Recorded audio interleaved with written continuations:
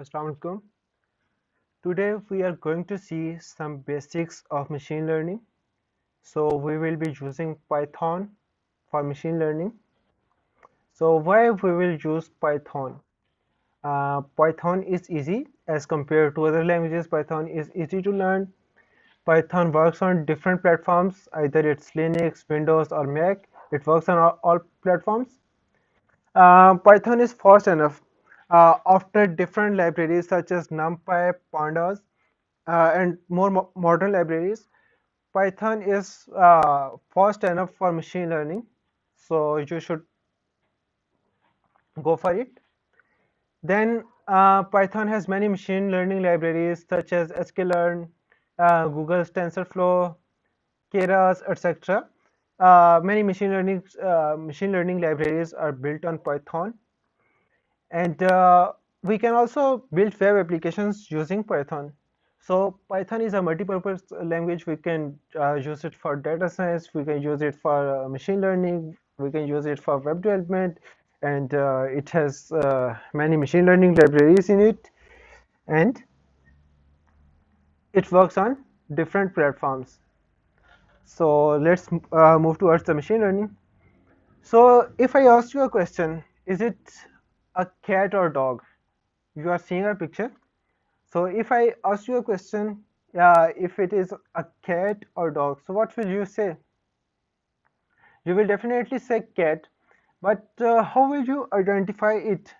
And how will a machine identify it? So you have seen different features of it. Maybe you have seen ears, and maybe you have seen her eyes, her nose, and her paws, and you have after seeing these features, you have came to know that she is a cat. So you have seen some features, and then you were able to able to say that it's a cat. So similarly, for machine learning, we feed machine with some data, some features. So machines sees those features, and on the basis of those features, machine decides the output. For example, let's take the above example. We have different features. For example, feature 1 is ears, features 2 eyes, features 3 nose, feature 4 paws. So we have different features. On the basis of these features, machine will identify either it's cat or dog. If it is cat, if cat is true, it will mark it as 1. 1 means it's a cat, and 0 means it's not a cat. Similarly, here 1 means on label 2, it's a dog. So same concept, machine learning uses it, sees different features, and on the basis of these features it decides the label or output. So let's take another example of candidate interview. When we apply for a job, for example, when we apply for a government job or abroad job, international jobs, for a single post they received hundreds of thousands of applications. Maybe they have received 3,000 applications for a single post. So it is really a tough job to pick some best candidates for interview. So what they do is they get the data or get the CV in some particular format, and they run machine learning algorithms on it. And machine learning tells that these 10 or these 20 candidates are best for interview, so you should choose them. For example, you have seen that for a candidate, we have seen that does he has experience of machine learning? If he has, then we will mark it as 1. Then we have a feature 2 that does the candidate has programming experience? If he has programming experience, we will mark it as 1, otherwise 0. Then we have CGPA, and furthermore communication skills out of 100. On the basis of these 4 features, we have decided to either to hire him or not. So in this case, we have decided to hire him. Similarly, we have another record, and we didn't hire him. Then we have gave a machine another record, and machine will tell us either we should uh, conduct interview of this candidate or not. So similarly, in this way machine learning works. Uh, they tell us what to do on the basis of previous data. So for machine learning, data is the most important thing, because no matter how good your algorithm is, it cannot work without data. So you can collect data from different sources. Few of them are from your company. You can collect data from your company. Your company may provide data to you, or you can get data from an investor who is willing to trust you with his data. So you can use the investor data and perform analysis and give some reporting or give some result to it. You can also get data from online data scraping. There are hundreds of websites on internet. You can get data from it. Or we have UCI machine learning repository. We can download different data sets from it, and that are built for machine learning training. So we can download them and we can use them, or we can download from Kaggle, which also has different data sets. So from these sources we can get data for machine learning. So let's see what are the types of machine learning. There are two main types of machine learning. Number one is supervised learning, and the other is unsupervised learning. The most of the machine learning or artificial intelligence we see is of supervised learning, when we where we have knowledge of our environment. For example, text to speech, one language conversion to another language, online ad learning, self-driving cars, all are examples of supervised learning. Unsupervised learning is under process. So a research is being done on unsupervised learning. So in future we will see examples of unsupervised learning too. So a typical machine learning problem has four steps. Number one is problem identification. We have to identify the problem. Number two is data collection and verification. We have to collect data and we have to make sure that data is relevant for our machine learning. Then our next step is we have to build model on the basis of our existence data. And the first step is need to test uh, we need to test our model. Either it is giving good results or it is giving bad results. How good is our model? So we have to get feedback. So these are the four machine learning steps, typical steps. So let's take examples of supervised learning and unsupervised learning. So in supervised learning, machine knows something beforehand. Machine knows something, like data is already tagged data. uh, Features and labels are already present in data, like we have seen above in the candidate interview examples or dog or cat example. We have already some features and labels. So there are two examples of supervised learning, which are classification and regression. For example, classification is classifying data into different categories or different classifications. For example, cat or dog is an example of classification. uh, Hire a candidate for hire a candidate or not is an example of classification. In regression, a value is involved. For example, we want to predict the prices of different houses. So in this case, which is an example of regression, uh, predict um, a price of a product on the basis of demand. So it is a problem of regression. In regression, numbers are involved, numeric values are involved. In classification, we have categories. So we have different algorithms for supervised learning. Some of them are linear regression classifier. As you can see, it is a classifier. Simple linear regression, decision tree classifier, random forest classifier, and random forest regressor, and naive based classifier. So these are the examples of supervised learning. These algorithms are used for supervised learning. Now, what is unsupervised learning? In unsupervised learning, machine doesn't know about data. It doesn't have any features or labels. We give data to the machine and we say, do it, process the data and do it something.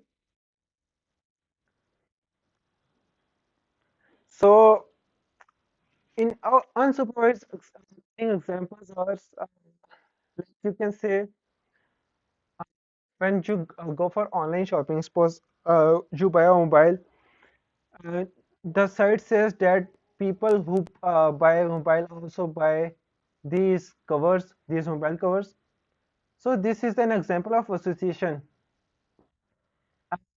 How the product X is associated with product Y. Like, or if you are watching Netflix, you will have seen that, you may have seen that uh, people who watch these movies also like these movies. So this is an example of association. So these websites use association algorithms to find out how these movies or these products are related with each other. And the other example is clustering. For example, you may have seen similar products, similar videos examples. So in clustering, what they do is they pick up the similar data and group them into one. So clustering is grouping data and association is their link with another data. So we have different algorithms for clustering and association. Some of them are hierarchical clustering, k-means clustering. Now for machine learning, what we usually do is when we have data, we split it into two parts. We use one for training and the other for testing. Let's take an example of prediction of house prices. So for example, we have data set of 60 rows or 60 records. What we do is we split the data into two parts. For example, in this example, I have split the data into two parts. I have picked the first 40 rows for training. I have been using first 40 rows to build our model. Then the next 20 rows we will use to test our model, how accurate our model is. So if we build our model with all 60 rows, we don't know how accurate our model is. So what we will do is we will train the model with 40 rows and with rest 20 rows we will predict their values. Because we already know their values, so we will compare their values with compare the predicted values with actual values and see the result, what is the difference between them. So that's how we will be able to identify how accurate or how perfect our model is. I hope now you are clear with training and splitting data. So basically we divide the data into two parts. One part we use for training and other part we use for testing or verification of data to get feedback from the data, how accurate our data is. To Now let's learn an example of supervised learning, which is one algorithm is simple linear regression. To understand simple linear regression, let's take the example of prediction of houses prices in different sectors. For example, we have different sectors, uh, and we have seen that in sector 1 the house price is 45 lakh, In sector 2, the house price is 48 lakh. In sector 3, the house price is 51 lakh. In sector 4, the house price is 37 lakh. So we are given this data. And now if we are asked that what will be the house price in sector 5, S5. So we will not be able to answer this at that time because we don't know what will be the price of S5 can be. We are given a very limited data. But if we use mathematics uh,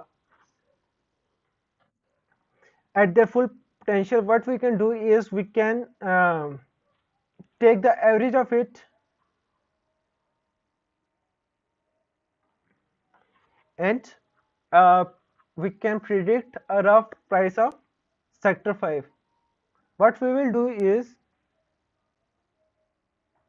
by using the best use of mathematics, we will predict the given data into a graph where x-axis is sector 1, sector 2, sector 3, sector 4, and y-axis is the price of their houses. You can see on sector 1 the house price is 45, on sector 2 the house price is 48, sector 3 51, and sector 4 37. To find the price of sector 5, the only thing a mathematician can do is it can take average of all. So 37 plus 45 plus 48 plus 51 divided by 4. So it will be around 45.25. So this will be the average of all.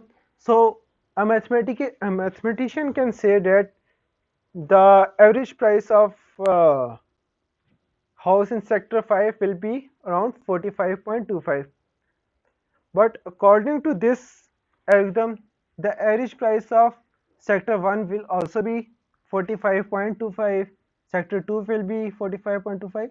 So according to this, the price of all sectors should be 45.25.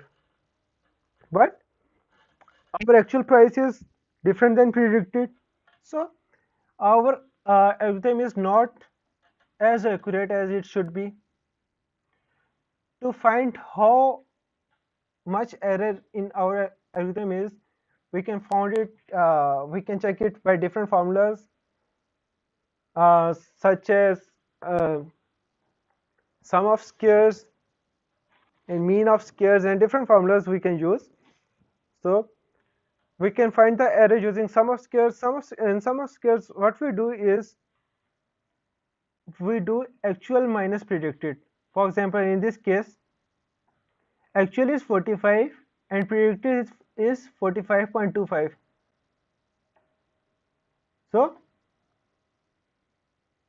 45 minus 45.25, which will be around minus 0.25, and similarly we find actual minus predicted of all, and then we take square of them. So that's how we get sum of squares error. The lesser the sum of squares error is, the more your algorithm will be accurate. But in this case, we can see that we have got 130.62. So our error is much bigger. We cannot improve our model with such limited knowledge. So now let's look at simple linear regression. So how simple linear regression works? In simple linear regression, we have some independent variables and one dependent variables. Independent variables are our features and dependent variable is our label. For example, we are given this data where we have different sectors S1 to S5, and we are also given area of the houses as well as the prices. So here we have two variables. One is independent and one is dependent. Independent is the feature and dependent one is the label. Now what we will do is we will arrange them in ascending order and plot them on graph. For example, S4 area is 70 and price is 37. S1 area is 75, price is 45. S2 area is 80 and price is 48. Similarly, S3 area is 100 and price is 51 lakhs. So now we have asked that what will be the price of S5 in that case. So S5 price will be, if we plot it on the graph, 90 meter square lies between 100 and 80, so something here. So if we draw a line on it,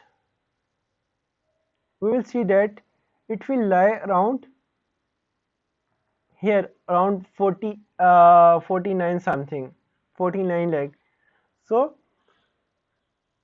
if we are given some more features, we can predict from it by using a straight line. If we are given one feature, we can predict the price using simple straight line, which is called simple linear regression. But if we have multiple features, so if we have multiple features or multiple independent variables, our algorithm will be more accurate and our graph will look like differently. And now if we want to calculate how accurate our algorithm is, we can again calculate the sum of squares, which will be again in this case 0 square plus 1 square plus 2 square plus 0 square, which is around 5. So you can see that our sum of square error in this case is much low as compared to before. Then we have multiple regression. In multiple regression, we have more independent variables. But first, look at how this line was plotted.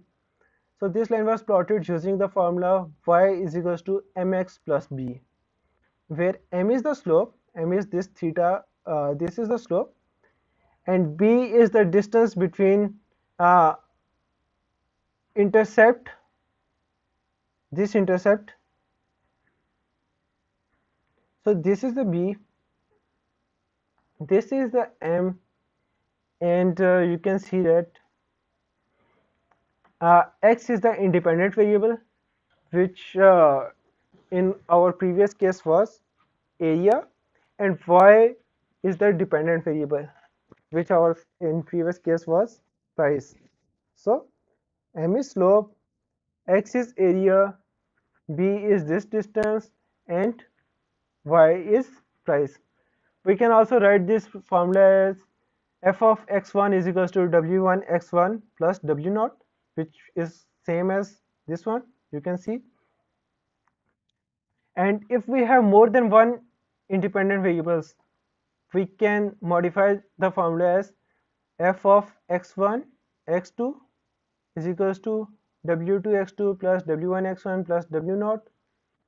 And similarly, if we have n variables, we can write it as f of x1 x2 dot dot dot x3 x4 up to xn is equals to wn xn plus wn minus 1 xn minus 1 and up to w1 x1 plus w naught.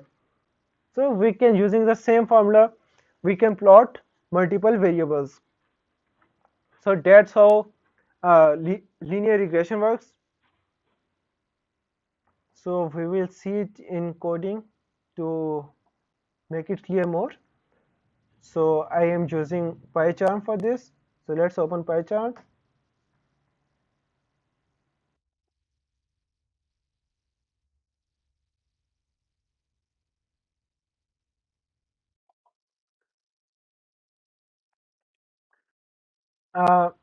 You need to install two libraries.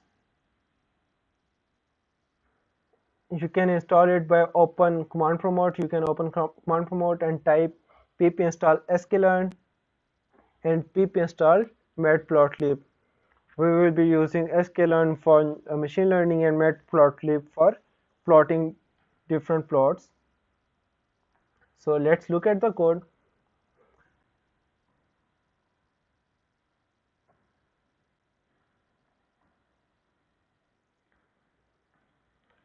So we will be importing few things.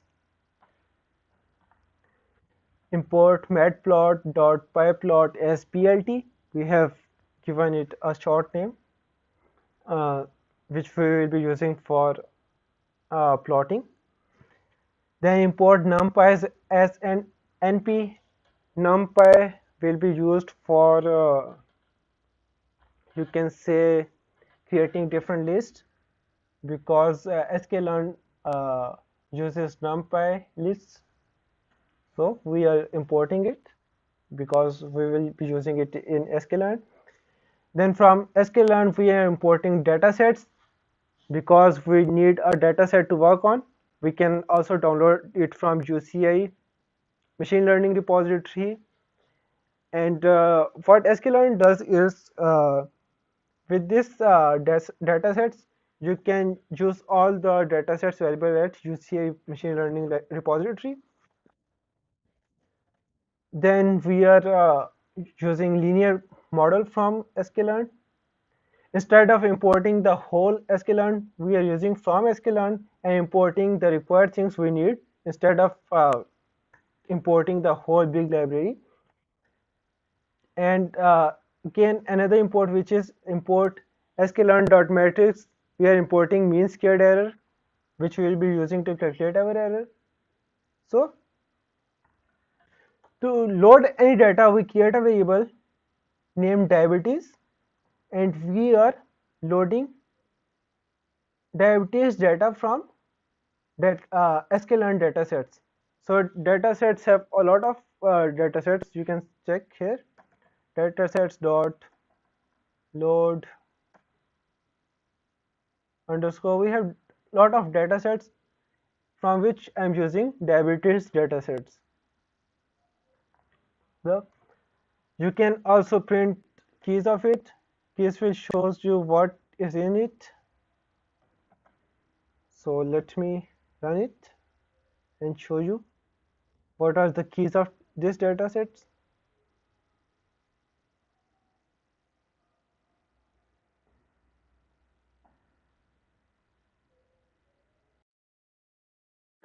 So it shows that it has different these keys: data, target, frame, DSR. DSR is used for description of the dataset, where data contains all the features, target contains the label, and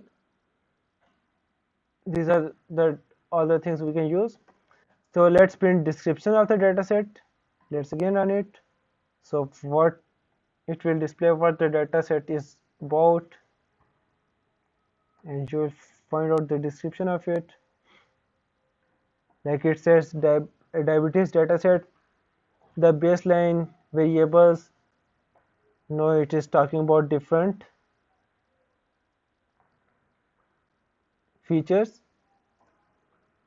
which are in the 442 patients record is in it in this dataset. 442 instances or rows, 10 features columns, and the 11th column is our predicted or our label. So 11th is our target, and these are the information about all our first 10 columns. So this is how descriptions does. It shows as the description of it. So for trying to use the simple linear regression, I will be using only one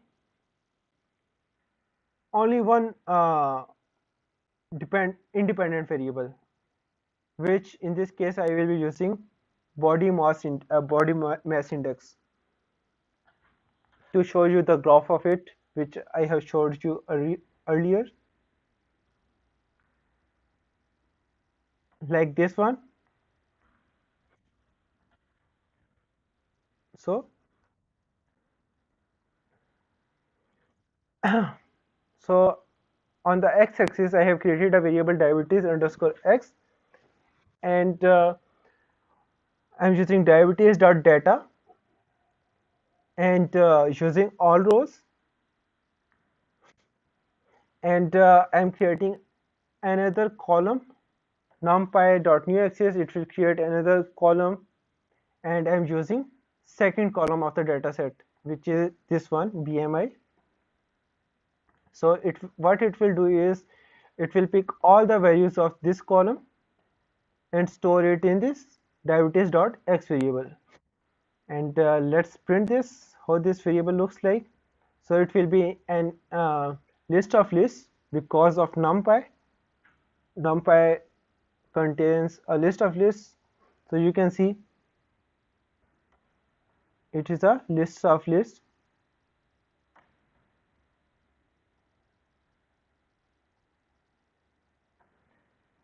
Here a list starts, and within that list we have different other lists. So it is a list of lists. Now the next step is we need to split the data into two different into training and testing data. So what I'm doing is from this data I am picking all the rows from starting row number 0 to uh, I'm just keeping the last 30 rows and picking all rows except the last 30 using this command. In Python we have negative index into, for example, let me show you one thing. To understand this negative 30, let's take an example of this list. I've created a list which has 5 values, 1, 2, 3, 4, 5. You can see in all the programming languages, you know that first one is 0 index, then 1, 2, 3, 4. So if I print, let's say, my list of 2, what do you think it will print? It will definitely print this value, and you can see it here. So it prints this value because this is the second index, 0, 1, 2. But in Python we have negative indexing too. Negative indexes will work that way, like this will be -5, some space, -5, this will be -4, -3, -2, and this will be -1. As well as positive indexings, this will be 0, 2, 3, 4. So for example, if I say here, right here, -3, so it will be same as my list of 2. Let's run this,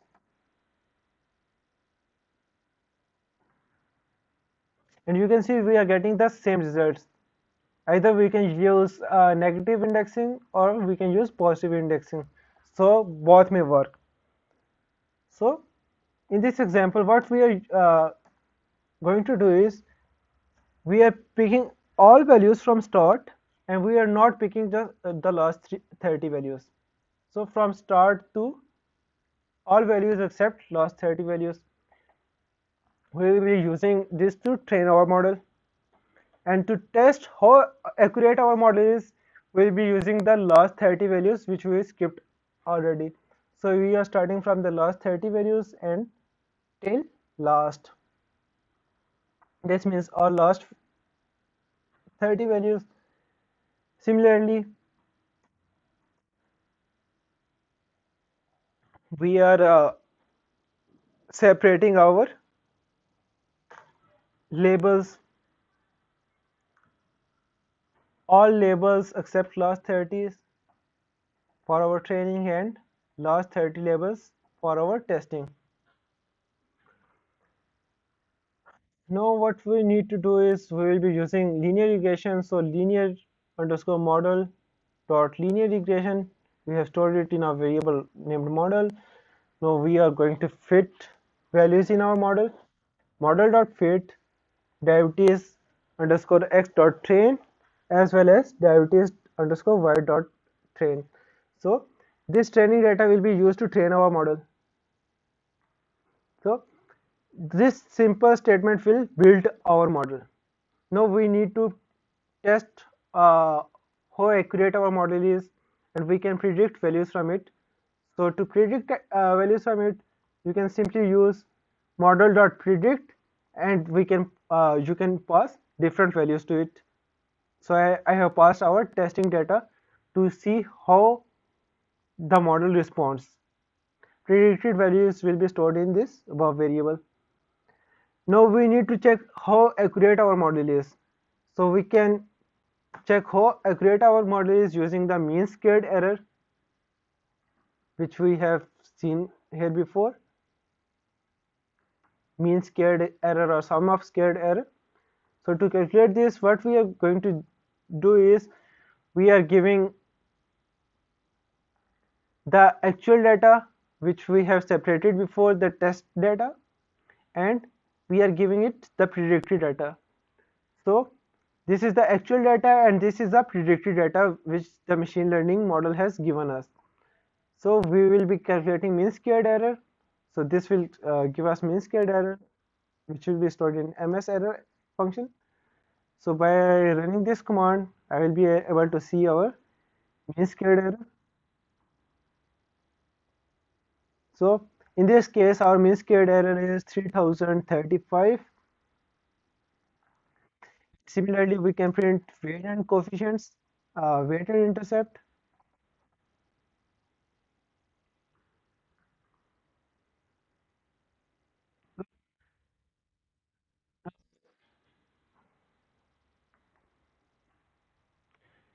Weight is this thing. I have told you already this thing, and intercept is this b. This is the intercept, and now let's visualize it just like I have shown you this graph. So we can visualize it using uh, PLT, matplotlib. To visualize it just our, we can plot. To create our graph, what we will do is we will use the command plot.scatter, and we will pass the x and y axis, the x testing data and y testing data. So it will create dots plot, and plt.show will show that plot. Let's run this,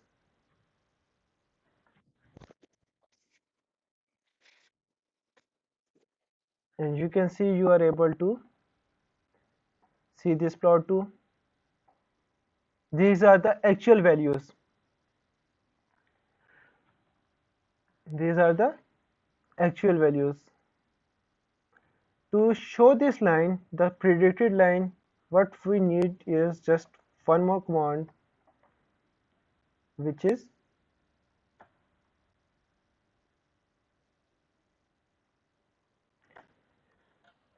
plt.plot, where we are plotting the x test data as and y predicted data. Now x is test data and y is. And now if I run this command plt.show, so this time it will show us the above line too.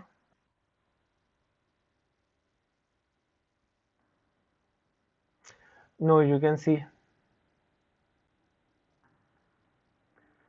So these are the actual values which are dot, but this line shows that this is the predicted value, and this is the best predicted value which can be ever used on this data. So you can see that our intercept is 153, which you can see on our zero.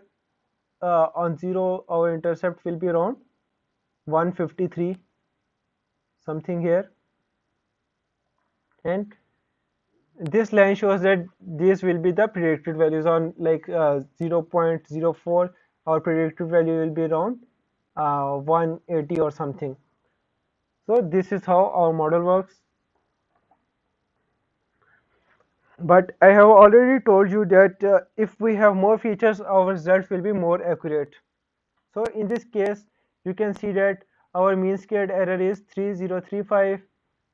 This is our weight and this is our intercept. But let's if we use our all variables, all our independent variables to show. So let's comment this graph, and instead of using one column, one independent variable, let's use all the variables and see how our results changes. So by using all the variables, you can see that we have different weights. Why we have different weights? Because we have different because we have this formula. We have different uh, wn wn minus 1, wn minus 2, and similarly we have different w's in this time, and we have same intercept.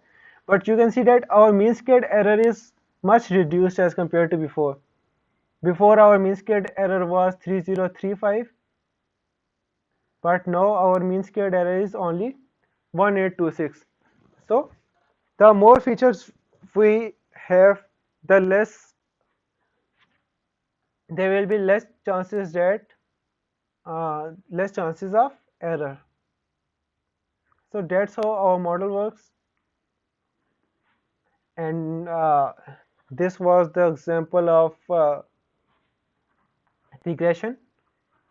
Now let's take an example of classification. So let's open the code again. Again, I am importing datasets from sklearn, and for classification I am using classifier, which is k-neighbors classifier, and this time I am using iris dataset, which is a dataset of flowers.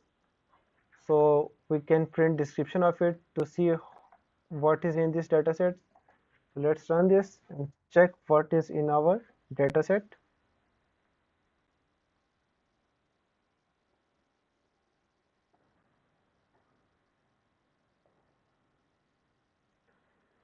So you can see it is iris plants datasets, number of instances. It has total 150 rows, 50 of each three classes. It is a classifier, so it has different classes. It has 4 attributes of 4 independent variables and 1 dependent variable. These are the 4 independent variables. First one is petal length, second is petal width, third is petal length, fourth is petal width, and the fifth one is class. So the 0 class will be our Centosa plant, 1 class will be our versicolor, and 2 class will be our virginica. So this is our data. This is a classifier. So using iris.data, we will get all the features of it, and using iris.target, we will get our fifth column, which was label or target. If we print it, our first row, let's see how our first row looks like. You can see this was the data. Our first was petal length, petal width, petal length, petal width, and here 0, which means 0 means, as I have already shown you, 0 means Centosa. So it says this one is Centosa. So let's train our classifier. So I have created a variable. I'm using kneighbors classifier, and I'm going to create our model classifier.fit, and I have passed our features as well as our label. So this will create our model. To know if we want to predict some values, we will pass some values clf.predict, and let's pass these values and see what the result is. Let's pass exact the same values. uh, Commas between the values, and let's print it and see.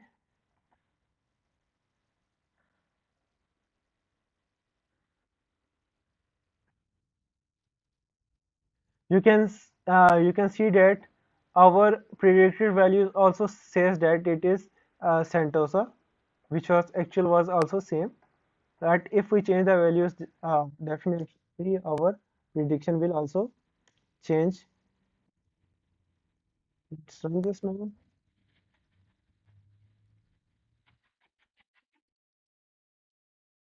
No, this time it is not saying it's 0. It is saying it is the second number plant, which was